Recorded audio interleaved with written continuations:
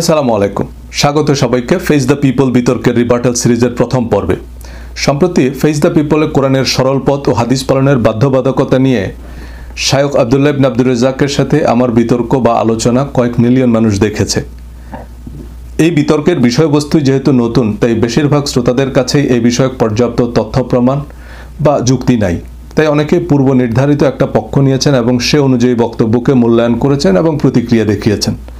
আমার পক্ষের অনেকেই মনে করেন আমার আরও আক্রমণাত্মক হওয়া উচিত ছিল, তাৎক্ষণিক তাকে থামিয়ে কিছু কিছু বক্তব্যের প্রতিবাদ করা উচিত ছিল। ধর্ম সম্পর্কে আমার জ্ঞান কম, এ জাতীয় কথা বলা নাকি পরাজয় মেনে নেয়া। সর্বকালের অন্যতম শ্রেষ্ঠ ইসলামিক স্কলার ইমাম মালিককে 100টা ফতোয়া জিজ্ঞেস করলে তিনি 70টার উত্তরে বলতেন আমি জানি না, আর আমরা নিজেদেরকে আল্লামা দাবি করি।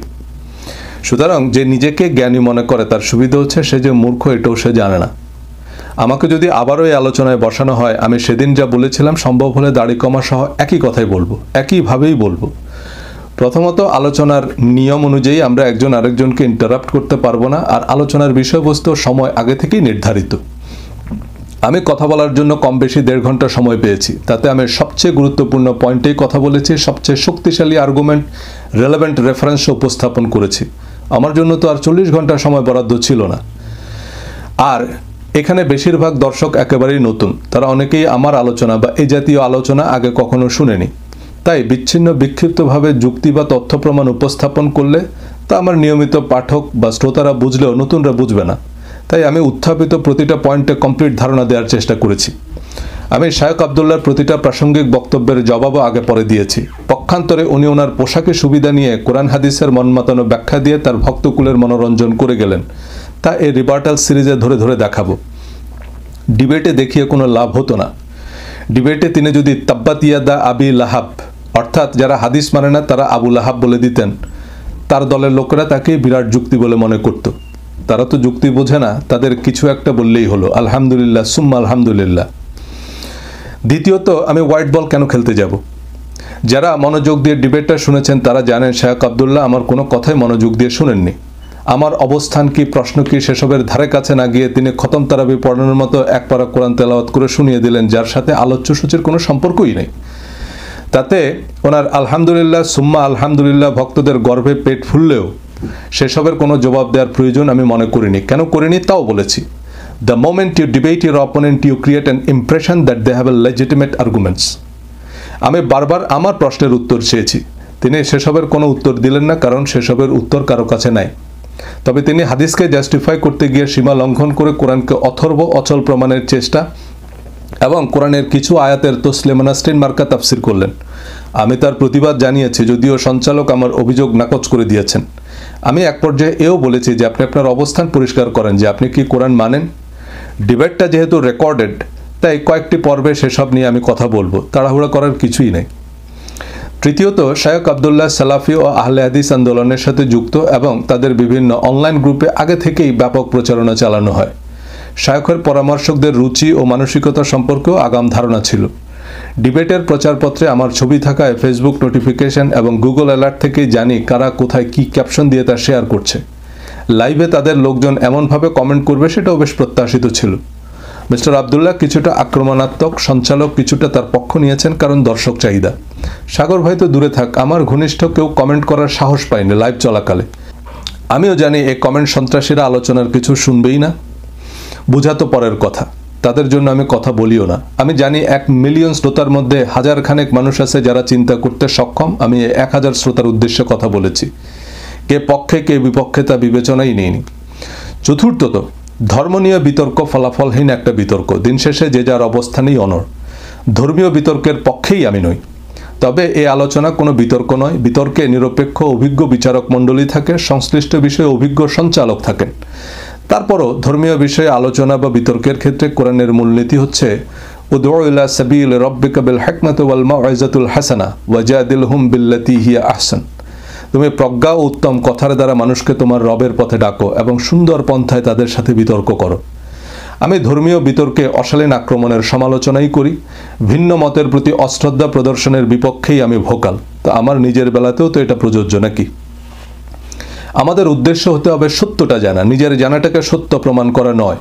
আমি আমার নিয়মিত শ্রোতা বা পাঠকদের জন্য এই প্রশ্নগুলোর জবাব চেয়েছি, কারণ তাদের ধারণা আমার বই বা ভিডিওতে আমি একতরফা বলি। কোনো একজন এক্সপার্ট হয়তো আমার প্রশ্নগুলোর উত্তর বা কাউন্টার দিতে পারবে। এক্সপার্ট কি উত্তর দিলেন তার টার্ন বাই টার্ন পর্যালোচনা আমি এই সিরিজে দেখাবো।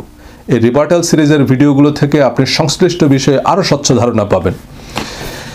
এবারে বলি জনাব আবদুল্লাহর সাথে বিতর্কের কারণ।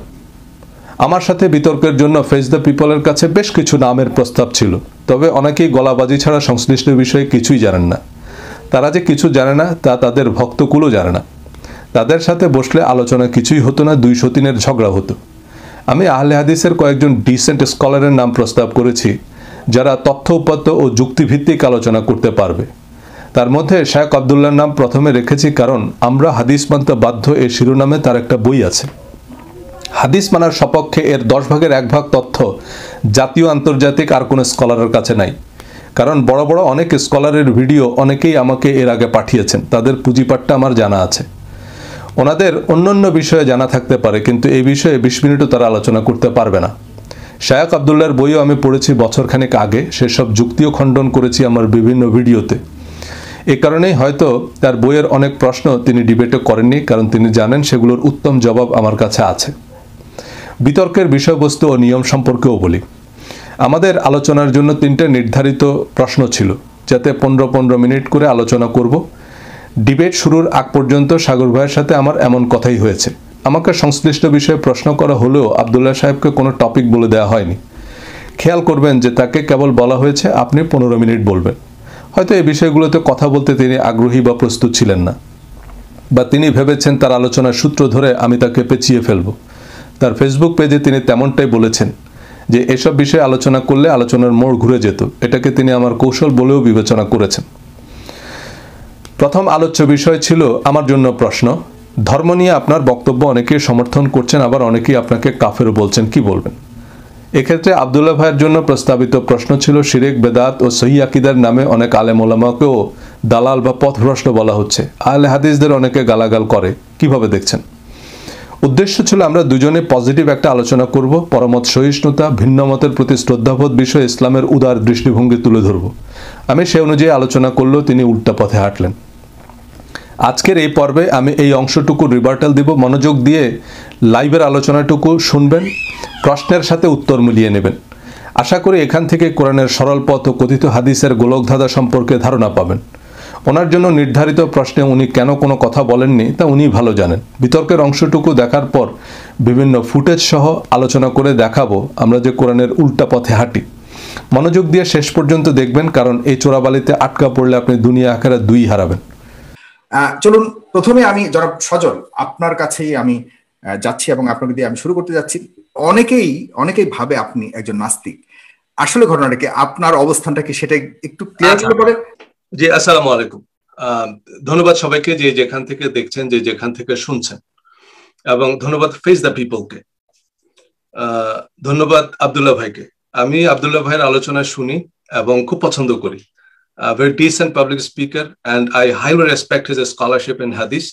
তিনি মদিনা ইউনিভার্সিটিতে পড়েছেন, তিনি দেওবন্দে পড়েছেন এবং হাদিস নিয়ে ওনার বেশ কিছু প্রকাশনাও আছে।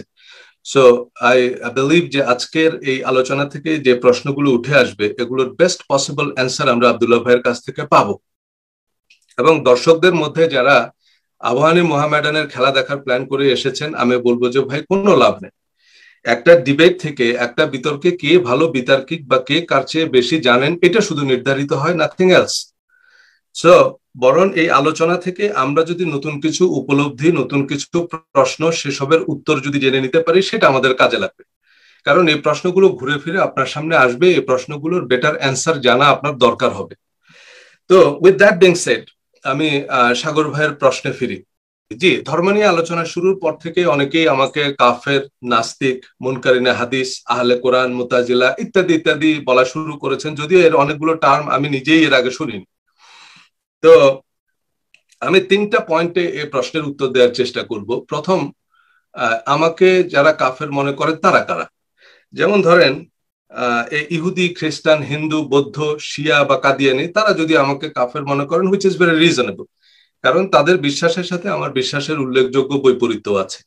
আর আরেকটা গ্রুপ আছে, এরা আসলে কার্যত কোরআন মানে না, এরা মুনকারিনে কোরআন, এরা কেবল হাদিস মানে।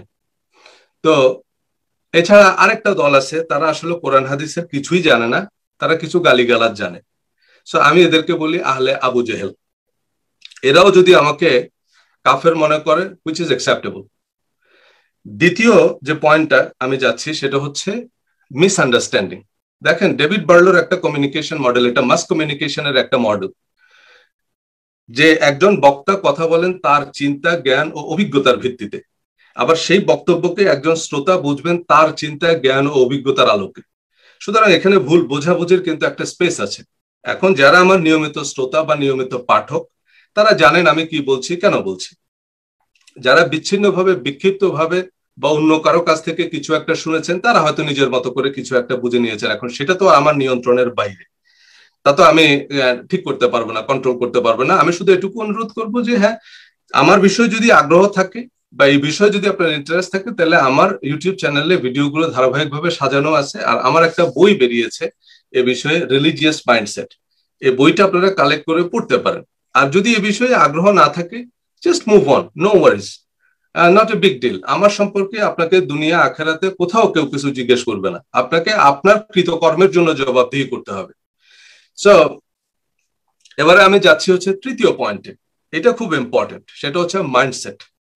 আমরা কে কি দেখবো সেটা নির্ভর করে আমরা কিভাবে দেখবো বা কোন জায়গা থেকে দেখবো। যেমন এখন নিউ ইয়র্কে হচ্ছে ভর দুপুর, আবার ঢাকায় এখন মধ্যরাত। তো এখন দিন না রাত এটা নির্ভর করে আপনি কোথায় আছেন তার উপর। এখন আমরা যদি আজকে সারাদিনও ঝগড়া করি, আপনি বলবেন রাত, আমি বলবো দিন, কথা কিন্তু দুইটাই ঠিক, কারণ দুইজন দুই জায়গা থেকে কথা বলতেছি। সো আমাদের মাইন্ডসেট। এখন দেখেন, এই যে আরেকজনকে কাফের, আরেকজনকে নাস্তিক, বেদাতি বা কুফরি আকীদা প্রমাণে আমাদের যে তৎপরতা, এটা আমাদের একটা জাতীয় সমস্যা। কিন্তু দেখুন, আরেকজন নাস্তিক হলে আপনার অসুবিধা কি? আপনার বরং সুবিধা। আপনি ঘটক, আপনি অবিবাহিত কাউকে দেখলে খুশি হবেন যে এই কাস্টমার পাইলাম। তারপরে হচ্ছে যেটা, সেটা হচ্ছে আমরা এই মাইন্ডসেট থেকে আর বেরোতে পারি না। হ্যাঁ, এই যে আরেকজনকে নাস্তিক বলা, তারপরে হচ্ছে আমরা ইমিডিয়েটলি হিন্দুদের পিছনে লাগবো, ইহুদি খ্রিস্টান, তারপর হচ্ছে আমরা এই অমুকে বেদাতি, অমুকের আকীদা সহি না, ইত্যাদি ইত্যাদি। সো এটা আমরা একটা রং মাইন্ডসেট, মানে যে বিভিন্ন রকমের দলীয় ব্যাখ্যা বিশ্লেষণ শুনে আসলে আমরা বাদুরের মতো উল্টা ঝুলে আছি, যে কারণে সোজা কথা আমাদের কাছে উল্টা মনে হয়। তো আমি আজকে একটা বড় অঙ্ক সলভ করে দিই, তাহলে হয়তো ভিতরের যে ছোট ছোট পার্ট গুলো, সেগুলো আমাদের কাছে আরো পরিষ্কার হবে। ফর এক্সাম্পল, ইহুদি খ্রিস্টানদের অঙ্কটা আমি একটু সলভ করি। দেখুন, আমার একটা ভিডিওতে আমি বলেছিলাম যে এটা সূরা বাকারার 62 এবং সূরা মায়েদার 69 নম্বর আয়াত, দুইটা আয়াতে একই কথাই বলা আছে যে নিশ্চয়ই ইমানদার ইহুদি খ্রিস্টান সাবেন যারা আল্লাহ পরকালে বিশ্বাস করে এবং সৎ কাজ করে, তারা পুরস্কৃত হবে বা জান্নাতে যাবে। এই অনেকে হইচই শুরু করলেন যে না না না, ইহুদি খ্রিস্টানরা জান্নাতে যাবে, এটা কিভাবে সম্ভব? হ্যাঁ, অনেক সহায়ক রিবার্টাল দিলেন যে না, এটা আমাদের নবী আসার আগের ইহুদি খ্রিস্টানদের কথা বলা হচ্ছে। এখনকার ইহুদি খ্রিস্টানরা বেশিরভাগই নাস্তিক, তারা আল্লাহ বিশ্বাস করে না, পরকালও বিশ্বাস করে না, তারা ওজাইরকে আল্লাহর পুত্র মনে করে, মাসিহকে আল্লাহর পুত্র মনে করে। সো তারা না, তারা আমাদের কিতাব বিশ্বাস করে না, ইত্যাদি ইত্যাদি। দেখুন, এখন এই কথাগুলো সত্যি, কিন্তু আরো কিছু আয়াত আছে কোরআনে যেগুলো আমরা বলি না, কারণ এগুলো আমাদের মাযহাবের সাথে যায় না। আমি এরকম সিন্ধুকে তোলা কয়েকটা আয়াত আজকে বলবো। সূরা আল ইমরান আয়াত 113 থেকে 115। আমি একদম সরল বাংলায় পড়ে যাচ্ছি, পরিষ্কার বুঝবেন। দেখেন, আল্লাহ, এখন ইহুদি খ্রিস্টানরা কে কি বিশ্বাস করে তা তো আমার পক্ষে জানা সম্ভব না। আমি তো দুনিয়ার সব ইহুদি খ্রিস্টান এক্সরে করে দেখিনি। এই বিশ্বাসের খোঁজ জানে না আল্লাহ। আল্লাহ কি বলতেছে শুনে, তারা সকলে সমান নয়। সূরা আল ইমরানের 113 থেকে 115। আহলে কিতাবদের মধ্যে কিছু লোক সত্যে প্রতিষ্ঠিত রয়েছে, যারা গভীর রাত পর্যন্ত আল্লাহর আয়াতসমূহ পাঠ করে এবং সাজদা করে। তারা আল্লাহ ও আখিরাতে বিশ্বাস করে, সৎ কাজে আদেশ ও অসৎ কাজে নিষেধ এবং সৎ কাজ সমূহে তৎপর থাকে, এবং তারাই সৎকর্মশীলদের অন্তর্ভুক্ত। আর উত্তম কাজের যা কিছু তারা করে তা থেকে তাদেরকে কখনোই বঞ্চিত করা হবে না। আর আল্লাহ মুত্তাকিদের সম্পর্কে সবিশেষ অবগত। দেখেন, সূরা আল ইমরানের 199 নম্বর আয়াতে বলা হয়েছে, নিশ্চয়ই আহলে কিতাবের মধ্যে এরূপ লোক রয়েছে যারা আল্লাহর প্রতি ঈমান আনে এবং তোমাদের প্রতি যে অবতীর্ণ হয়েছে, মানে আমাদের প্রতি যে অবতীর্ণ হয়েছে এবং যা তাদের উপর অবতীর্ণ হয়েছিল তদ বিষয়ে বিশ্বাস স্থাপন করে। তারা আল্লাহর সম্মুখে বিনয় অবনত থাকে, অল্প মূল্যে আল্লাহর আয়াতসমূহ বিক্রি করে না। তাদেরই জন্য রয়েছে তাদের রবের নিকট প্রতিদান, নিশ্চয়ই আল্লাহ সত্যর হিসাব গ্রহণকারী। তাহলে দেখেন, যাকে আপনি আল্লাহর ওলি মনে করতেছেন সে হয়তো ভিতরে খালি, কিন্তু যাকে আপনি ইহুদি খ্রিস্টান বলে গাল দিচ্ছেন, আল্লাহর খাতায় সে মুত্তাকি, আল্লাহর খাতায় সে সৎকর্মশীল এবং আল্লাহ তাকে জান্নাতের ওয়াদা দিয়েছে। এজন্যই কাজী নজরুল ইসলাম বলেছেন, কাহারে করিছ ঘৃণা তুমি ভাই, কাহারে মারেছ লাথি, হয়তো উহারি বুকে ভগবান জাগেছেন দিবারাতি। তাহলে আমরা জানি না কে আসলে নাস্তিক, কে কি উদ্দেশ্যে কি বলতেছে, সে উদ্দেশ্য আল্লাহ ভালো জানেন। তাহলে কাউকেই আমরা অনুমানের উপরে বলতে পারি না যে অমুকের আকীদা সহি না, তাই না? একজন মুফাসসিরে কোরআনের আকীদা নিয়ে যদি প্রশ্ন উঠে, তো ওনার কষ্ট করে মুফাসসিরে কোরআন হওয়া দরকার কি ছিল? উনি নাস্তিক থাকলেই তো পারতেন, তাই না? কারণ আপনি যদি নাস্তিক কোটায় দোজখে যান আর আকীদা কোটায় দোজখে যান, তো দোজখ তো দোজখই। আপনি পুকুরে ডুবে মরলেও যা, আটলান্টিকে ডুবে মরলেও তা, তাই না? সো এই মূল কথাটা হচ্ছে যেটা, সেটা হলো এই যে ইহুদি, খ্রিস্টান, শিয়া, সুন্নি, সালাফি, হানাফি, এগুলো কিন্তু আমাদের নিজেদের দেয়া নাম, আল্লাহর দেয়া নাম না এগুলো। হুয়া সাম্মাকুমুল মুসলিমিন, তিনি তোমাদের নাম রেখেছেন মুসলমান, এই কিতাবে এবং পূর্ববর্তী সকল কিতাবে। তার মানে সকল ধর্মাবলম্বীকে আল্লাহ এক নামে চিনেছেন, এক নামে ডেকেছেন, সেটা হচ্ছে মুসলিম। মানে যারা আল্লাহর কমান্ড এবং প্রহিবিশন মানে তারা হচ্ছে মুসলিম। এজন্য আল্লাহ কোরআন কোন গোষ্ঠীর জন্য নাজিল করেননি, উনি সমগ্র মানব জাতির জন্য নাজিল করেছেন। ওয়ামা আরসালনাকা ইল্লা কাফাতাল লিন-নাসি বাশীরান ওয়া নাযীরান ওয়ালাকিন্না আকসারান নাসি লা ইয়ালামুন। বলতেছে যে হে নবী, আমি আপনাকে সমগ্র মানব জাতির জন্য সুসংবাদদাতা এবং সতর্ককারী রূপে প্রেরণ করেছি, কিন্তু অধিকাংশ মানুষ তা জানে না। অধিকাংশ মানুষ কেন জানে না? কারণ অধিকাংশ মানুষ জানলে হিন্দু মুসলমান দাঙ্গা বন্ধ হয়ে যাবে, ইসরায়েল ফিলিস্তিনের যুদ্ধ বন্ধ হয়ে যাবে। তো এই যে মানুষকে যদি আমরা মানুষ হিসেবে মূল্যায়ন করতে পারি, তাহলেই আপনি দেখবেন ধর্মটা অনেক সহজ। তাহলে দেখবেন আমাদের মধ্যে মত পার্থক্য খুব সামান্য, এমনকি আস্তিক নাস্তিকের মধ্যে দ্বন্দ্ব কিন্তু খুব কম, পার্থক্য কিন্তু খুব কম, দূরত্ব কিন্তু খুব কম। তো প্রথমত এই জন্যই আমি বললাম যে আমি কাউকেই, কারো ব্যাপারেই না, আমি কিভাবে বলবো যে আরেকজনের আকীদা সহি না? কারণ উনি কি উদ্দেশ্যে কি মনে করে সেটা করেছেন সেটা তো আমি জানি না। ওনার ভুল হতে পারে, কিন্তু ওনার যে ভুল হচ্ছে সেটা তো আল্লাহ ভালো জানেন। আমি যদি জঙ্গলে হারিয়ে যাই, আমি যদি উত্তর দিক কেবলা মনে করি, আমি কিন্তু ওইদিকে ফিরে নামাজ পড়লেও আমার নামাজ কবুল হবে, কারণ আমি যে ভুল বুঝছি এটা তো আল্লাহ জানে। এখন আমি কি, হয়তো আমার বলায় ভুল থাকতে পারে, কিন্তু আমার ভুলটা তো কে জানে? আল্লাহ জানে। আমি কি উদ্দেশ্যে বলতেছি সেটা তো আল্লাহ জানে। তো আমার যে ভুল হচ্ছে সেটা আল্লাহ ভালো করে জানে, বা আরেকজন কি মনে করি কি বলতেছে সেটা কিন্তু আল্লাহ ভালো জানে। এজন্য কাউকেই আমরা এই জাতীয় মন্তব্য করবো না, কারো ব্যাপারে এই জাতীয় মন্তব্য করা তো দূরের কথা, এই জাতীয় ধারণাও রাখবো না কারো ব্যাপারেই না। আমরা হয়তো বলতে পারি যে না, এটার এই অর্থ হতে পারে, তবে অন্য অর্থ হতে পারে, এটার ভিন্ন একটা মিনিংও দাঁড়াতে পারে। আমি এমনটা বুঝছি, আমি এমনটা বলছি। That's it. Thank you. জি, ধন্যবাদ আপনাকে সদর হোসেন।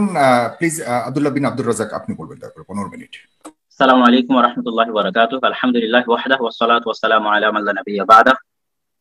ধন্যবাদ সাইফুর সাগর ভাইকে, এবং আমি আরো স্বাগতম জানাই ভাই সজল রোশনকে আজকের এই অনুষ্ঠানে উপস্থিত হওয়ার জন্য এবং ব্যবস্থা করার জন্য সাইফুর সাগর ভাইকে। যারা যেখান থেকে দেখছেন সবাইকে আমাদের এই গুরুত্বপূর্ণ অনুষ্ঠানে মনোযোগ দিয়ে থাকার জন্য অনুরোধ জানাচ্ছি। প্রথমত, হাদিস বিষয়ে এখন পর্যন্ত সজল রোশন ভাই কিছু স্পষ্ট করেননি তার 15 মিনিটের আলোচনায়। তবে তিনি আহলুল কিতাবদের বিষয়ে দুটি আয়াত পাঠ করেছেন। আমি শুরুতে একটা বিষয় বলিনি এবং লাস্ট পর্যন্ত এই বিষয়টা প্রায়োগিক থাকবে।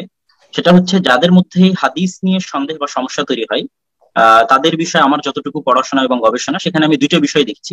একটা হচ্ছে হাদিস সম্পর্কে জ্ঞানের এবং জানার অভাব, আর একটা হচ্ছে কোরআনের একটা আয়াতকে নিজের মতো উঠিয়ে আর এক আয়াতের সাথে নিজের মতো ইচ্ছা করে লাগিয়ে দেওয়া, এবং দ্বিতীয় সমস্যা হচ্ছে আয়াতগুলোর শাব্দিক অনুবাদ করা এবং পারিভাষিক অনুবাদকে এড়িয়ে যাওয়া। তো এই দুইটা কথা আপনাদের শুরু থেকে শেষ পর্যন্ত মনে রাখতে হবে, যে আয়াতকে নিজের ইচ্ছা মতো চয়ন করবে এবং সেই ইচ্ছাকৃত চয়নকৃত আয়াতকে আবার ইচ্ছা মতো আর এক আয়াতের সাথে লাগিয়ে নতুন একটা অর্থ সৃষ্টি করার চেষ্টা করবে, যদিও আয়াতগুলো কোরআনে এভাবে আসেনি। ওকে, হাদিস সম্পর্কে জ্ঞানের অভাব, কোরআনের একটি আয়াতকে নিজের মতো উঠিয়ে অন্য একটি আয়াতের সাথে নিজের মতো লাগিয়ে দেয়া, আয়াতগুলোর শাব্দিক অনুবাদ করা, পারিভাষিক অনুবাদ না করা, এই কথাগুলো মাথায় রাখবেন। এই জন্যই আমি বলি, আপনি নিজে কোরআন পড়ুন, বুঝে পড়ুন। এগুলো মুখস্থ কথা, যে কারো বেলাতেই প্রযোজ্য, এবং কোরআন হাদিস না জানা সমর্থকদের হাততালি পাওয়ার জন্য যে কোনো বিতর্কেই ব্যবহার করতে পারবেন। এগুলো বরং ধর্মের যোদ্ধারদের বেলাতেই বেশি প্রযোজ্য। পারিভাষিক অর্থের নামে তাদের নিজেদের মতামতকে কোরআন বলে চালিয়ে দিচ্ছে। আল্লাহ তার রাসূলের আনুগত্য করো, এর পারিভাষিক অর্থ হচ্ছে আল্লাহ বুখারীর আনুগত্য করো। অতঃপর বুখারী শরীফে যেহেতু কোরআনের ব্যাখ্যা, তাই কোরআনের আর দরকার নেই। হাদিস সম্পর্কে তখনও পর্যন্ত আমি কিছুই বলিনি। উনি হাদিস বিষয়ে আমার জ্ঞান কিভাবে পরিমাপ করলেন? মুনকারিনে হাদিসদের নিয়ে গবেষণা করে তিনি এই সিদ্ধান্তে পৌঁছেছেন। ধর্মীয় উগ্রবাদ নিয়ে আমার গবেষণা থেকে দেখেছি, আল কায়দা সহ বেশিরভাগ সন্ত্রাসী গোষ্ঠী সালাফি মতবাদে বিশ্বাসী। এখন আমি যদি বারবার আল কায়দার উদাহরণ টেনে ওনাকে সন্ত্রাসী প্রমাণের চেষ্টা করি, তার নিতান্তই অশালীন আচরণ করা হতো। বেশিরভাগ সালাফি আল কায়েদা বা যে কোনো ধরনের সন্ত্রাস বা উগ্রবাদের বিরোধী। ধর্মীয় সন্ত্রাস দমনে সৌদি সরকারের ভূমিকাও প্রশংসার দাবি রাখে। ওসামা বিন লাদেনের কর্মকাণ্ডের জন্য তার ছেলে মেয়েদেরকেও দায়ী করা যাবে না। কোরআনের একটি আয়াতকে উঠিয়ে নিজের মতো অন্য একটি আয়াতের সাথে নিজের মতো লাগিয়ে দেয়। এখানে সঞ্চালক হিসাবে কোনো অভিজ্ঞ আলেম থাকলে তাকে থামিয়ে দিতেন যে না, তিনি কোরআনের একটি আয়াতকে নিজের মতো উঠিয়ে অন্য আয়াতের সাথে মিলিয়ে দেননি এবং পছন্দ মতো শাব্দিক অনুবাদও করেননি, স্বীকৃত অনুবাদই পড়েছেন। খুবই প্রাসঙ্গিক এবং পরিষ্কার আয়াত। এর বিপরীত আয়াতগুলো আমি উল্লেখ করেছি যে হ্যাঁ, কোরআনে আহলে কিতাবদেরকে কাফেরও বলা হয়েছে। মুহাজির আনসারদের উপর আল্লাহ সন্তুষ্ট, এটা যেমন বলা আছে। মদিনাবাসীদের মধ্যে যে মুনাফিক আছে তাও কোরআনে বলা আছে। আমি বলেছি যে সিন্ধুকে তোলা কিছু আয়াত আমি বলবো যেগুলো আগে শুনেননি। কোরআনের এই আয়াতগুলো তো আমি বানাইনি। অনেকের কাছে মনে হতে পারে এগুলো মনে হয় আমেরিকার কোরআনে আছে। আপনার বাড়ির কোরআন খুলে মিলিয়ে দেখুন সেটা আবার আমেরিকার কোরআন কিনা। এগুলো কোরআনের আয়াত, আপনি তো এই আয়াতগুলো অস্বীকার করতে পারবেন না। তো আহলুল কিতাবদের নিয়ে তিনি এর আগেও তার বিভিন্ন বক্তব্য এবং বইয়ে বলেছেন যে, এবং তা তিনি ক্লিয়ার না করলো, আমি তার বই থেকে পড়ে যতটুকু বুঝেছি যে তিনি এটা বুঝাতে চান যে আহলুল কিতাবরা রাসূল সাল্লাল্লাহু আলাইহি ওয়াসাল্লামের প্রতি ঈমান না আনলেও জান্নাতে যাবে, এটা উনি বুঝানোর চেষ্টা করেন। জি, আমি ক্লিয়ার না হলে উনি নিজ দায়িত্ব বুঝে নিয়েছেন যে আমি এটা বুঝাতে চাই। এরকম নিজ দায়িত্ব বুঝে নিয়েই আমরা দুনিয়ার সবাইকে কাফের প্রমাণ করি। আমি কি বুঝাতে চাই তাতে কিচ্ছু যায় আসে না। আমি তো আর বেহেশতের দারওয়ান না যে আমি ডিসাইড করব কে বেহেশতে যাবে কে যাবে না। আমাদের বুঝতে হবে যে আল্লাহ কি বুঝাতে চান। আমার বইতে আমি পরিষ্কার বলেছি, তাওরাত ইনজিলে হযরত মুহাম্মদ সাল্লাল্লাহু আলাইহি সাল্লাম সম্পর্কে ভবিষ্যৎবাণী করা হয়েছে। প্রকৃত ইহুদি খ্রিস্টানরা তা বিশ্বাস করে। আর যারা কোরআনকে আল্লাহর কিতাব হিসাবে বিশ্বাস করে তারা হযরত মুহাম্মদ সাল্লাল্লাহু আলাইহি সাল্লামকে অবিশ্বাস করবে কিভাবে? কোরআন তো নবীজির বায়োগ্রাফি। সূরা মুহাম্মদ নামে আস্ত সূরাই আছে। আমেরিকার প্রেসিডেন্ট সিনেটররা নবীজিকে কোট করলে প্রফেট মুহাম্মদই তো বলে। আর আল্লাহ তাদের একাংশকে মুত্তাকি সৎকর্মশীল বলেছে, জান্নাতের ওয়াদা দিয়েছে।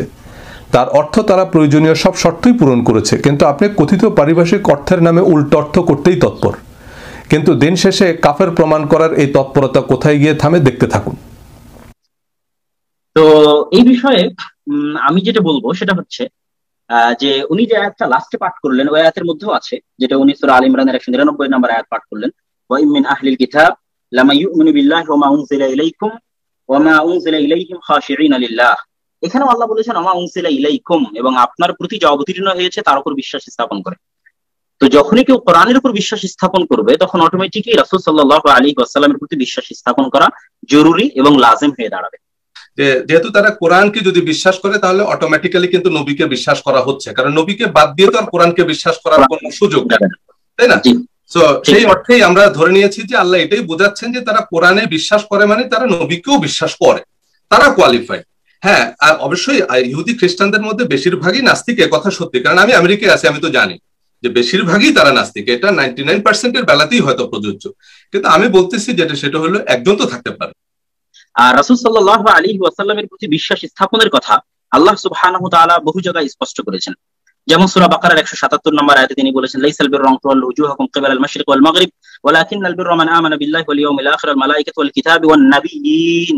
আর সকল নবীর প্রতি যারা ঈমান আনয়ন করবে, তথা যত নবী দুনিয়াতে প্রেরিত হয়েছে তাদের একজনকেও যদি কেউ অস্বীকার করে তাহলে সে নিজেকে মুমিন বলে দাবি করতে পারবে না। বহু জায়গাতেই আল্লাহ সুবহানাহু ওয়া তাআলা যারা যুগে যুগে নবীদের অস্বীকার করেছে তাদের কথা তিনি কাফের হিসেবে উল্লেখ করেছেন। যেমন তিনি বলেছেন, কাযযাবাত আদুনিল মুরসালিন, আদ সম্প্রদায় তাদের নিকটে প্রেরিত নবীকে অস্বীকার করেছে। কাযযাবাত কওমু নূহিনিল মুরসালিন, নূহের সম্প্রদায় তাদের নিকটে প্রেরিত নবীকে অস্বীকার করেছে। ঠিক তেমনি ঈসা আলাইহিস সালাতু ওয়াস সালামের ক্ষেত্রে আল্লাহ সুবহানাহু ওয়া তাআলা লম্বা ইতিহাস টেনেছেন যে কিভাবে ঈসা আলাইহিস সালাম তাদের নিকটে গেল, রাসূলান ইলা বানি ইসরাঈল আন্নী ক্বাদ জিইতুকুম বিআয়াতিন মির রাব্বিকুম, আমি আল্লাহর পক্ষ থেকে হে বানি ইসরাঈল তোমাদের নিকটে এসেছি, আমার এই এই এই মুজিজা আছে। এটা আল্লাহ সুবহানাহু ওয়া তাআলা কোরআনে নকল করছেন। ওয়া মুসাদ্দিকাল লিমা বাইনা ইয়াদাইয়া মিনাত তাওরাতি ওয়াল ইনজিল, আর আমার সামনে যে তাওরাত ইনজিল তাওরাত আছে এই তাওরাতকে সত্যায়ন করার জন্য আমি এসেছি। আমি তোমাদের জন্য হালালকে হারাম করব এবং তোমাদের অতীতে যেগুলো হারাম ছিল সেগুলোকে হারাম করব।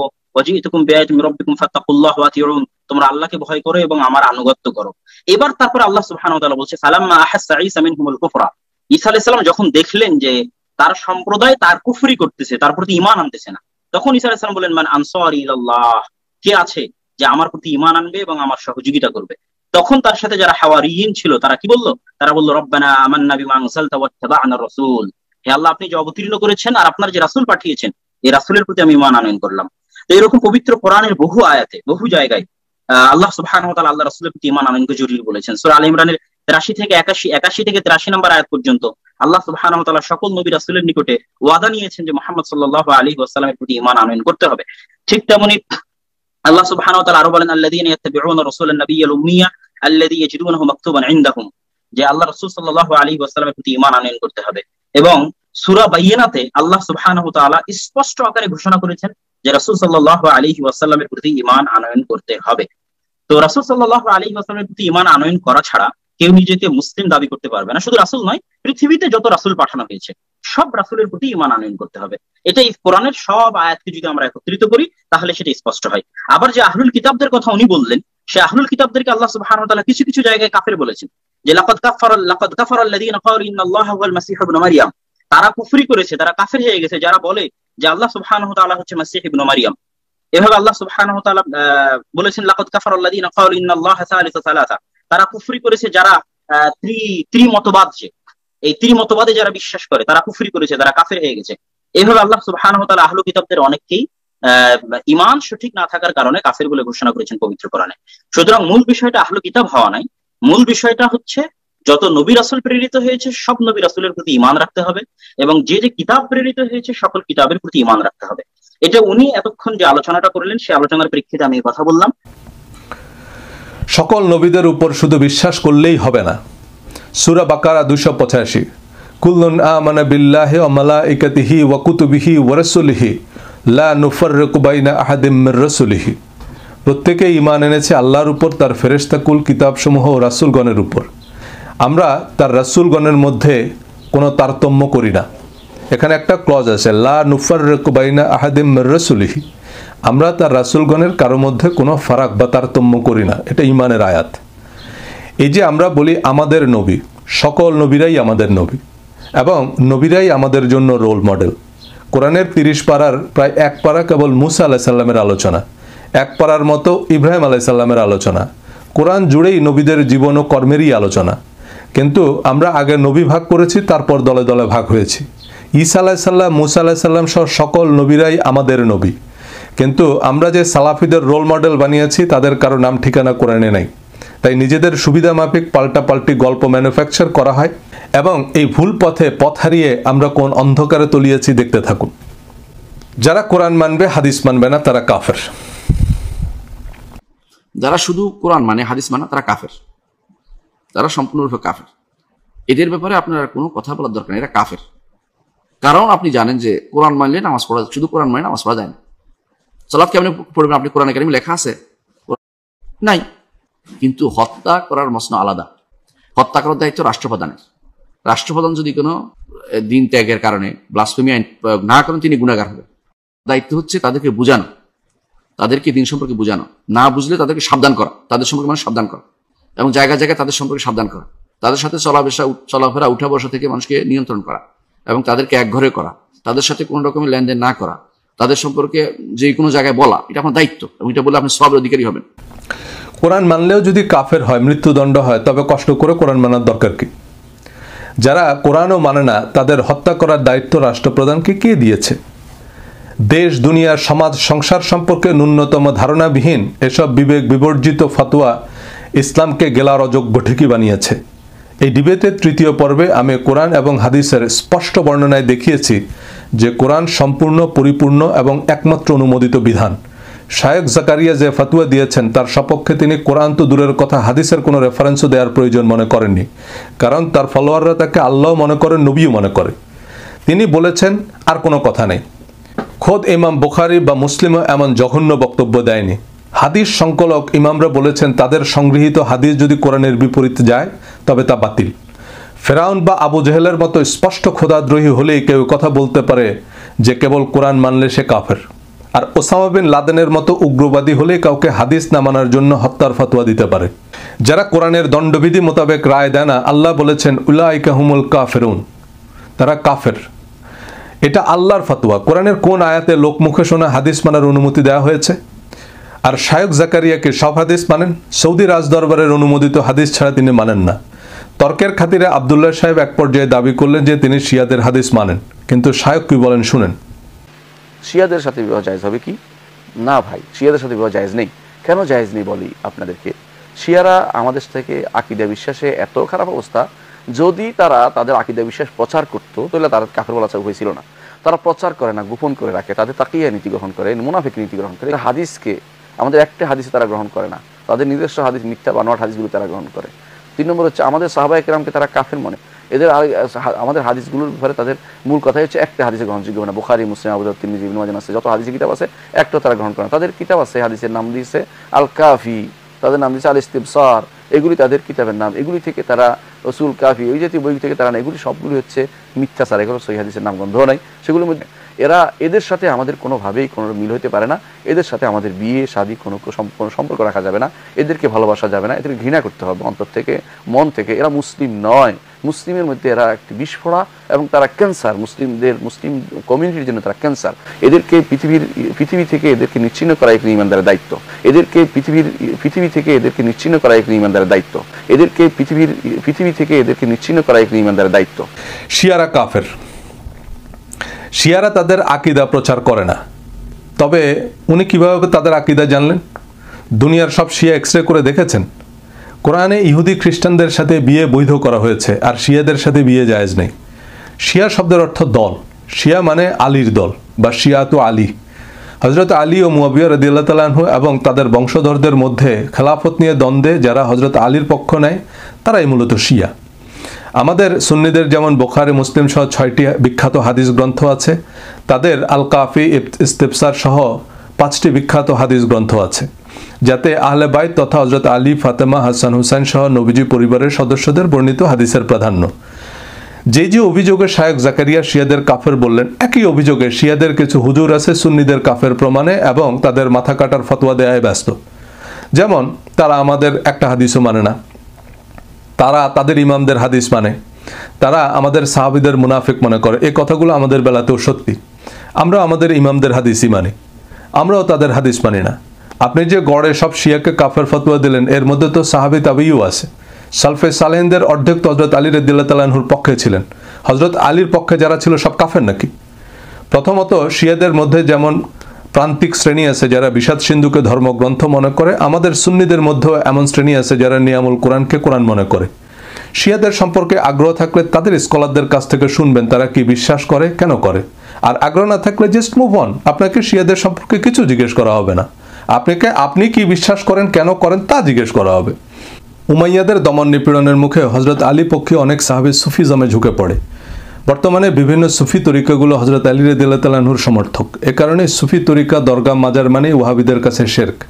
এছাড়া কথিত সহিহ আকীদার হাজারটা শর্ত তো আছেই। মাওলানা রুমি, ইমাম গাজ্জালিও ওনার আকীদার পরীক্ষা উত্তীর্ণ হতে পারেননি, আমরা তো গোনাই পড়ি না। তারপর প্রশ্ন করেছেন ইমাম গাজ্জালির ইহয়া উলুমুদ্দিন কি পড়া যাবে? শেষ জীবনে এসে তিনি লিখেছেন ইহয়া উলুমুদ্দিন। এর আগে কিমিয়া শাহাদাত লিখেছেন, এটা পড়াই যাবে না। কিমিয়া শাহাদাত না হইয়া কিমিয়া শাকাওয়াত হওয়া উচিত, মানে দুর্ভাগ্যের পরশমণি হওয়া উচিত, সৌভাগ্যের না হয়ে। তারপরে লিখেছেন শেষে তিনি ইহয়া উলুমুদ্দিন লিখেছেন। এই সময় লেখার সময় তার কাছে হাদিসের ভান্ডার ছিল খুব কম, এই জন্য তার দোষ দেই না আমরা, যতটুকু তার জ্ঞান ছিল অতটুকু তিনি লিখেছেন। কই ইমাম গাজ্জালি আর কই পাতিলের তলি। এসব কিছুর পর শুনেন আর কি কি কারণে আপনি কাফের এবং মৃত্যুদণ্ডের হুলিয়া নিয়ে ঘুরছেন। নামাজ যদি একেবারেই না পড়ে সে কাফের হয়ে যায়, একেবারেই পড়ে না এলো কাফের হয়ে যাবে, ইজমা সবার মতেই। কিন্তু যেই ব্যক্তি পড়ে আর ছাড়ে, এই ব্যাপারে আলেমদের মধ্যে দ্বিমত হয়েছে। ইমাম আবু হানিফা রাহমাতুল্লাহ বলেন যে তাকে শেফা শেখ, কোনো সন্দেহ নেই, তবে তাকে ধরে রাখতে হবে, জেলে আটকে রাখতে হবে, যতক্ষণ নামাজ পড়ে তখন তাকে ছাড়া যাবে না। এর বিপরীতে 3 ইমাম তাকে কাফের বলেন। ইমাম শাফিঈ এবং মালিক রাহমাতুল্লাহ আলাইহি বলেন যে তাকে হাদ্দান, কাফের হিসেবে হত্যা করা হবে। আর ইমাম আহমদ ইবনে হাম্বল বলেন যে তাকে কুফরান, মুরতাদ হিসেবে তাকে হত্যা করা হবে। এটা হচ্ছে এখানে মৌলিক 3 মাযহাবের মত, কিন্তু কেউই তাকে ছেড়ে দিতে বলেনি। নামাজ না পড়লে কাফের, তাকে হত্যা করতে হবে, এ বিষয়ে তিনি কোরআন হাদিসের কোনো রেফারেন্স দেওয়ার প্রয়োজন মনে করেননি। তিনি নিজেই কোরআন এবং হাদিসে এমন কথা নাই। এগুলো ইমাম শাফিঈ, ইমাম হাম্বলের মতামত। তার মানে আল্লাহ তার রাসূলের অনুমোদন ছাড়া ইমাম হাম্বলও মৃত্যুদণ্ডের বিধান দিতে পারবেন। বাস্তবে ইমাম হাম্বল, ইমাম শাফিঈও এমন মতামত দেননি। এটা ইমাম উসামা বিন লাদেনের ফতোয়া। যাই হোক, যত ভিতরে যাবেন তত বিপদ বাড়বে। নাস্তিক থাকলে সবচেয়ে নিরাপদ। নাস্তিক অমুসলিমদের বিষয়ে হুজুরের কোনো অভিযোগ অনুযোগ নেই। যারা নামাজই পড়ে না তাদের নিয়ে কিন্তু কেউ কথা বলে না। নামাজ পড়তে গেলেই তার পিছে লাগবে, আমিন জোরে বলবেন না আস্তে, আজানের মতো জোরে না ইকামতের মতো জোরে, শব্দ মাপার যন্ত্র দিয়ে মাপবে, ভলিউম ঠিক না থাকলে নামাজ হয়নি। নামাজ কিভাবে পড়বেন? হানাফি মাযহাব মোতাবেক পড়লে তো হবে না। মাযহাব মানা বেদাত, সব বেদাত জাহান্নামী। এত খারাপের খারাপ, এত জঘন্য। আমি এই সমস্ত বেদাতি আলেমদের লক্ষ্য করে কথাগুলো বলছি না। এদের যদি স্পেশালি আল্লাহ হেদায়েত দেন তো হেদায়েত পাবে, না হলে আবু তালেবের মতোই মারা যাবে এরা, এরা আবু জাহেলের মতোই মারা যাবে এরা, এরা উতবার মতোই মারা যাবে এরা, এরা ফেরাউনের মতোই মারা যাবে এরা, এরা নমরুদের মতোই মারা যাবে এরা। এদের কপালে হেদায়েত থাকলে হেদায়েত দিবেন আল্লাহ, দোয়া করে আল্লাহ হেদায়েত দাও। আর যদি না হেদায়েত পাই তাহলে ফেরাউন নমরুদের মতো মারা যাবে। যত বড় পাগড়ি হোক, পাগড়ি যত বড়ই হোক, আল খেলা যতই বড়ই হোক না কেন, আমি এই সমস্ত পীরে মুগা ইবলিস শয়তানের এজেন্টদের সম্পর্কে কথা বলবো না। যারা তাদের অনুসরণ করে সাধারণ মানুষ তাদের বিবেকের কাছে প্রশ্ন রেখে দেয়। শুধু নামাজের জাল হাদিস নিয়ে উনি ডিকশনারি সাইজ একখানা বই লিখেছেন। আমাদের দেশের মূলধারার মাদ্রাসাগুলোতে হানাফি মাযহাবের বই পড়ানো হয়। আমাদের বড় হুজুর মুহাদ্দিস হুজুররা হানাফি মাযহাব মোতাবেক নামাজ পড়েছেন, আমাদেরকেও সেভাবে শিখিয়েছেন, এবং আমি হানাফি মাযহাব মতোই নামাজ পড়ি, তাতে কোনো সমস্যাই নেই। কিন্তু মুজাফফর সাহেব এসে বলে দিচ্ছেন এসব হাদিস জাল, নামাজ পড়তে হবে নবীজি সাল্লাল্লাহু আলাইহি সাল্লাম যেভাবে পড়েছেন। তো এতদিন আমাদের হুজুররা তাহলে আবু জেহেলের মতো নামাজ পড়েছে, তাদের নামাজ হয় নাই। নবীর হাদিস মানতে বাধ্য, অতঃপর ওজাম্মেল মোজাম্মেল এসে বলে দিবেন যে এই হাদিস সহি, এই হাদিস জাল। কোরআনের কোন আয়াতটা জাল? হাদিসের সালাত ও আমাদের নামাজ নামে একটি ভিডিও বানাবো, তখন দেখবেন আমরা হাদিস অনুযায়ী নামাজ পড়ি না। এ নিয়ে আমরা রাজনীতি খেলি। নামাজ না হলে সে কাফের, আর কাফেরের পিছনে নামাজ পড়লে তো নামাজ হবে না, সুতরাং আলাদা মসজিদ বানাও। রাসূল সাল্লাল্লাহু আলাইহি সাল্লামের নামাজ শিরোনামে নাসিরউদ্দিন আলবানী বই লিখেছেন, কিন্তু এরপরে ডক্টর গালিব, শায়েখ রাজ্জাক নামাজ শিক্ষার বই লিখেছেন। কিয়ামত পর্যন্ত নামাজ শেখানোই শেষ হবে না। তাবলিগ জামাতের মনে করেছিলাম কোনো শত্রু নাই, কারণ তাদের বিষও নাই, দাঁতও নাই। তাই এখন শুনছি তাবলিগ জামাতের লোকদেরকেও নাকি হত্যা করে আদ সামুদের মতো নিশ্চিহ্ন করে দিতে হবে। আলী শোনো, পূর্ব দিক থেকে কতগুলি লোক বের হবে, তারা এত বেশি সালাত আদায় করবে তোমাদের সালাত তাদের কাছে কিছুই না। আবু সাইদ খুদরি শোনো, তোমরা যদি তাদের পাও তাহলে তাদের হত্যা করো, এমন ভাবে হত্যা করবে আদ সামুদকে যেভাবে ধ্বংস করে দেওয়া হয়েছে, ধূলিসাৎ করে দেওয়া হয়েছে, আদ সামুদকে যেভাবে পৃথিবী থেকে একেবারে সমলে নষ্ট করা হয়েছে, এইভাবে তুমি তাদেরকে হত্যা করো। যারা হত্যা করতে পারবে বিচারের মাঠে তারাই সবচেয়ে বেশি নেকি পাবে। সম্মানিত দিনী ভাই বোন, একটু খেয়াল করেন, আমি আপনাকে বলতে পারছি না এই নামাজি সে নামাজি, তবে রাসূল সাল্লাল্লাহু আলাইহি ওয়াসাল্লাম বলেছেন এক শ্রেণীর নামাজিকে হত্যা করতে হবে, হাদিস বুখারী মুসলিম। এক শ্রেণীর সালাত আদায়কারীকে রাসূল সাল্লাল্লাহু আলাইহি ওয়াসাল্লাম হত্যা করতে বললেন, এই কথা ঠিক, যদিও আপনাকে আমি বলতে পারছি না এই দল সেই দল, যদিও আব্দুর রব খুলনা সেই কালে বলে গেছেন এই দল টঙ্গীর দল। আব্দুর রব খুলনা রাহিমাহুল্লাহ এভাবে তিনি খোলা মাঠে ঘোষণা দিয়ে গেছেন। কিন্তু আমরা আপনাকে ওইভাবে না বললেও আপনাকে বলতে চাচ্ছি এটা জরুরিভাবে, বিশ্বস্তভাবে সহিহ হাদিস দিয়ে, যে এক শ্রেণীর মানুষকে সালাত আদায়কারীকে রাসূল সাল্লাল্লাহু আলাইহি ওয়াসাল্লাম কি বলেছেন? হত্যা করতে বলেছেন। উল্লেখ্য বুখারী মুসলিমে এমন কোনো হাদিস নাই। দেখুন, আমেরিকায় জন হপকিন্স থেকে ডাক্তারি পড়লেও তাকে প্রতিটা মেডিকেল প্রেসক্রিপশনের জন্য জবাবদিহি করতে হবে। প্রতিটা রোগীর মেডিকেল হিস্ট্রি সংরক্ষিত, কি ডায়াগনোসিসের ভিত্তিতে কি ওষুধ দিলেন তার সব নজরদারি, গবেষণা নিয়মিত চলছে। ঔষধ কোম্পানির কাছ থেকে বকশিশ নিয়ে পেইন কিলার বা অ্যান্টিবায়োটিক প্রেসক্রাইব করলে চাকরি তো যাবেই, জেলও যেতে হবে। যত বড় শায়কই হোক না কেন, মুখে যা আসবে তা বলা বন্ধ করতে ইসলামিক ফাউন্ডেশনকে দায়িত্ব নিতে হবে, কারণ মানুষ ডাক্তারদের মতো এসব শায়কদের অন্ধ অনুসরণ করে। তাবলিগ জামাতের ফাজাইলে আমলে অনেক জাল গল্প আছে, কিন্তু সালাফি আহলে হাদিসদের এমন জাল ফজিলতের গল্পে ওহাবি ধর্মীয় স্বৈরতন্ত্র এবং সালাফি উগ্রবাদের মিশ্রণ আছে। এসব বিষয়ে সাবধান না থাকলে দুনিয়া আখিরাত দুই হারাবেন। হাদিস মানার নামে দিন শেষে তাদেরকে খোদা না মানলে আপনি পূর্ণ ইমানদার নন, তাদের ব্যাখ্যা না মানলে আপনার আকীদা সহি নয়। Next is what? আপনি যদি দাড়ির উপর একটা প্রশ্ন উত্থাপন করেন যে দাড়ি রাখলে কেমন আনস্মার্ট লাগে, দাড়ি রাখলে কেমন খ্যাত লাগে, কেমন খারাপ লাগে, দাড়িকে নিয়ে যদি ঠাট্টা করেন, বিদ্রুপ করেন, যার্রা পরিমাণ যদি প্রশ্ন উত্থাপন করেন, তাহলে আপনি কাফের। আমার চ্যালেঞ্জ থাকলো, আপনি কাফের। আপনার জানাজাও পড়া হবে না, আপনার কাফনও হবে না, আপনার দাফনও হবে না, মুসলমানের গোরস্থানে আপনার মাটিও হবে না। যে ইমাম আপনার জানাজা পড়াবে ওই ইমামেরও কাফের হওয়ার সম্ভাবনা আছে। যে ইমাম গোসল দিবে, দাফন করাবে, গোরস্থানে মাটি দিবে, তারও কাফের হওয়ার সম্ভাবনা আছে। দাড়ি রাখা সুন্নাত বললে হবে না, দাড়ি রাখা কি চিহ্ন, শিআর। কিছু চিহ্ন আছে মুসলমানের, শিআরুল মুসলিমিন।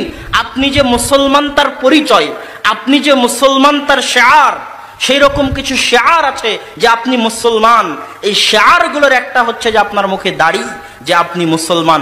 যদি না থাকে তাহলে এটা বোঝা যাবে না যে আপনি মুসলমান, না হিন্দু, না খ্রিস্টান, না ইহুদি, না বৌদ্ধ, এটা বোঝা যাবে না। দাড়ি রাখা হচ্ছে শিআর। এবং শিআর বাস্তবায়নের জন্য রাষ্ট্র ক্ষমতায় যে থাকে সে যুদ্ধ করতে পারে। দাড়ি না রাখলেও কাফের, দাড়ি না রাখলে সে কাফের, এটা শায়খ ইবনে তাইমিয়ার হাদিস। হাদিসে বলা আছে তোমরা মুশরিকদের বিরোধিতা করো, দাড়ি বড় করো, গোপ ছোট করো।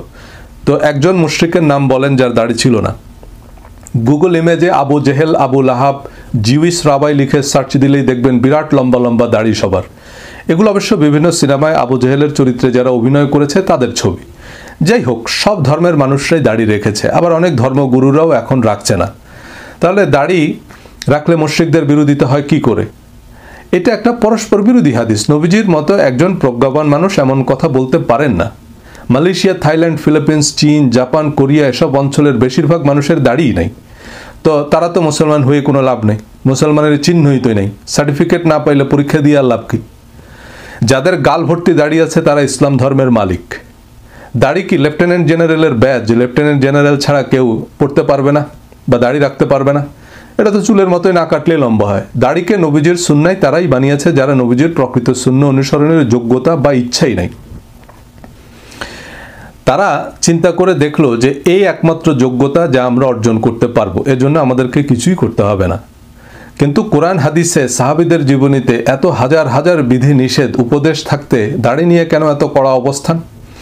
এগুলো মূলত তাদের নিজ নিজ দলীয় প্রধানের সুন্নত। যেমন মোহাম্মদ বিন আব্দুল ওয়াহাব স্কার্ফ মাথায় দিতেন, ওয়াহাবি শায়করা স্কার্ফ পরে। স্কার্ফের একটা হাদিসও আমার চোখে পড়েনি। তাবলিগ জামাতের লোকেরা পাগড়ি পরে, আহলে হাদিসের লোকরা এখন বলছে পাগড়ি পরা বেদাত। বুখারী শরীফের ওযু অধ্যায়ে হাদিস আছে নবীজি পাগড়ির উপর মাসে করেছেন, এর অর্থ নবীজি পাগড়ি পরেছেন। এভাবেই দেওবন্দিরা তাদের আলেমদের সুন্নত, জাকির নায়কের ভক্তরা তার সুন্নত মানে। আর যার ইমাম যে ফতোয়া দিয়েছেন তা নিয়েই মূলত মারামারি, দল উপদল। অনেক স্কলার বলছেন দাড়ির সাথে ধর্মের কোনো সম্পর্ক নাই, আরেকজন বলবেন দাড়ি দূর থেকে দেখা গেলেই হবে, আরেকজন বলবেন দাড়ি কাটলে তার কল্লা কেটে ফেলতে হবে। এবার ওনার মুরিদরা হুজুরের ফতোয়া অনুযায়ী আমল করবে, হাদিস অনুযায়ী নহে। দাড়ি নিয়ে সাম্প্রতিককালের আহলে হাদিসদের এত কড়া অবস্থান কারণ এরদোয়ানের দাড়ি নেই।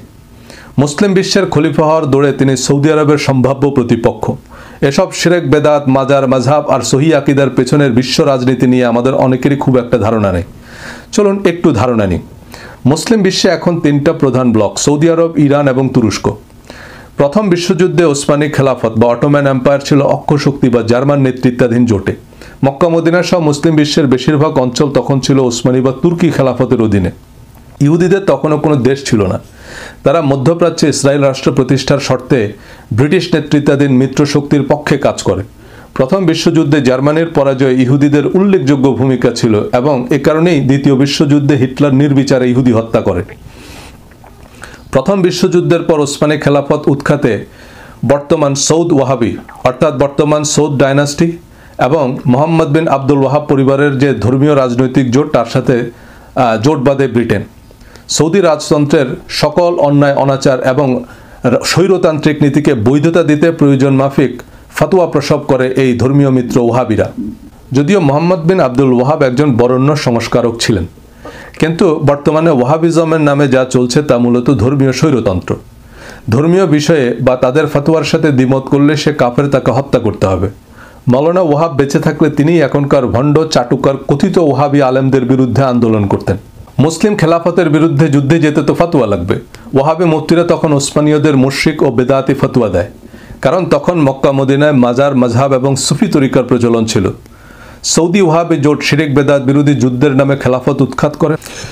হযরত খাদিজা রাদিয়াল্লাহু তাআলা আনহু, ওসমান রাদিয়াল্লাহু তাআলা আনহু সহ সকল সাহাবী তাবিঈদের মাজার ভেঙে ফেলে। অসংখ্য ইসলামিক স্কলারকে কুফরি আকীদা, বেদাতি ফতোয়া দিয়ে শিরোচ্ছেদ করে। সৌদি রাজবংশের প্রত্যক্ষ পরোক্ষ পৃষ্ঠপোষকতা ও কৌশলগত নিরপেক্ষতায় মধ্যপ্রাচ্যে ইসরায়েল রাষ্ট্র প্রতিষ্ঠিত হয় এবং সম্প্রসারিত হয়। মূলত ইসরায়েল আমেরিকার পুতুল সরকার হিসাবেই টিকে আছে সৌদি ওহাবি কথিত বেদাত বিরোধী সরকার। সৌদি আরবের অবশ্য এছাড়া উল্লেখযোগ্য কিছু করারও নাই। সৌদি সেনাবাহিনীর সদস্য সংখ্যা এবং দক্ষতা খুবই কম। সাদ্দামের কুয়েত দখলের মূল উদ্দেশ্য ছিল সৌদি আরব দখল করা। সে সময় অপারেশন ডেজার্ট শিল্ড নামে 5 লাখ মার্কিন সৈন্য মোতায়েন করা হয় সৌদি আরবে। সৌদি সেনাবাহিনীর সদস্য সংখ্যা তখন ছিল মাত্র 50,000। সৌদি আরবের সামরিক অবকাঠামো আমেরিকা ও ব্রিটেনের তৈরি এবং নিয়ন্ত্রিত। পশ্চিমা শক্তির সহায়তা ছাড়া তারা একদিনও ক্ষমতায় থাকতে পারবে না। অথচ সৌদি ধর্মীয় মতবাদ সালাফি সহি আকিদা ও আহলে হাদিসের বাংলাদেশি শায়করা মনে করেন এসব কথিত সহি আকিদা তত্ত্বের উপর বুঝি টিকে আছে সৌদি সরকার এবং সৌদি আরবের সম্ভাব্য রাজনৈতিক প্রতিপক্ষের আকিদা সহি নয় তা প্রমাণেই ব্যস্ত। কোরআন হাদিস নয়, কথিত সালাফি ও সহি আকিদার তেলবাজ আলেমরা ওহাবি রাজতন্ত্রের ভ্রান্ত মতবাদ প্রচার করে। 1922 সালে অটোম্যান সাম্রাজ্যের পতনের পর 1923 সালে সেকুলার রাষ্ট্রের অভিযাত্রা শুরু করেন Mustafa Kemal Ataturk. Recep Tayyip Erdogan তুর্কি খেলাফতের পুনর্জাগরণের ডাক দেওয়ার মধ্য দিয়ে মুসলিম বিশ্বের খলিফা হওয়ার দৌড়ে নেমেছেন। বিপুল পরিমাণ মিডিয়া বাজেট, স্কলারশিপ এইড, আয়া সোফিয়া, উর্দুগুল সিরিজ নানাভাবে মুসলিম বিশ্বে এরদোয়ান বিপুল পরিমাণ ভক্ত তৈরি করে। এরদোয়ান এখন নিজেকে ইমাম মেহেদি ঘোষণা করলে লক্ষ লক্ষ মানুষ তার পিছনে ছুটবে। আপনার স্বামীর সন্তানকে আপনি ধরে রাখতে পারবেন না, কিন্তু শেষ পর্যন্ত গুলিগালা খেয়ে মরা ছাড়া লাভের লাভ আর কিছুই হবে না। এই এখনই অনেকে বলা শুরু করেছেন 2024 সালের মধ্যেই ইমাম মেহেদি আত্মপ্রকাশ করবেন। এই 2024 সালের ইমাম মেহেদি হচ্ছেন এরদোগান। এ পর্যন্ত প্রায় 3000 ইমাম মেহেদি এসেছেন পৃথিবীতে। লক্ষ লক্ষ মানুষ প্রাণ দিয়েছে ইমাম মেহেদির পিছনে ছুটে। প্রতিটা দেশই চায় অন্য দেশে তাদের অনুগত একটা গোষ্ঠী থাক। এটা আন্তর্জাতিক রাজনীতির বৈধ চর্চা। বাংলাদেশে এই দৌড়ে সৌদি আরব এগিয়ে। তুর্কিদের উত্থান, ইরানের তৎপরতা বাড়ার সাথে সাথে সৌদি সালাফিরা তাদের আকিদা, মাযহাব, মানহাজ ভুল প্রমাণে উঠে পড়ে লেগেছে। যাই হোক, এগুলো আমাদের হুজুরদের অবুঝ মনের কল্পনা। আন্তর্জাতিক রাজনীতিতে ধর্ম একটা উপকরণ মাত্র, এবং ধর্ম জাতীয় আন্তর্জাতিক রাজনীতিতে এ কারণেই বিবেচিত হয় যে ধর্মাবলম্বীদের বেশিরভাগ শিশুর মতো বিচার বুদ্ধিহীন, তাই তাদের সামনে কলা বা মূলা কিছু একটা ঝুলাতে হবে। এই রাজনীতিতে যদি আপনার কোনো ভাগ থাকে তাহলে আলাদা কথা, কিন্তু আপনার উদ্দেশ্য যদি হয় আল্লাহর সন্তুষ্টি, তাহলে আল্লাহর কিতাব না পড়ে এসব দলীয় সঙ্গীত শুনে আরেকজনের কল্লা কাটতে গিয়ে আপনি দুনিয়া আখিরাত দুই হারাবেন। এগুলো শুধু কোরআন বিরোধী নয়, হাদিসেরও বিরোধী। সহিহ বুখারী হাদিস নম্বর 38, রাসূল সাল্লাল্লাহু আলাইহি সাল্লাম বলেছেন, নিশ্চয়ই দ্বীন সহজ সরল, কাজেই তোমরা মধ্যম পন্থা অবলম্বন করো এবং আশান্বিত থাকো, এবং সকাল সন্ধ্যায় ও রাতের কিছু অংশে আল্লাহর সাহায্য প্রার্থনা করো। দ্বিতীয় সেগমেন্টে আমি আমার ধর্মীয় আলোচনার উদ্দেশ্য এবং কোরআন হাদিস বিষয়ে আমার অবস্থান পরিষ্কার করব। বিপরীতে জনাব আব্দুল্লাহর উত্তর পর্যালোচনা করব। আশা করি সাথে থাকবেন। Thank you.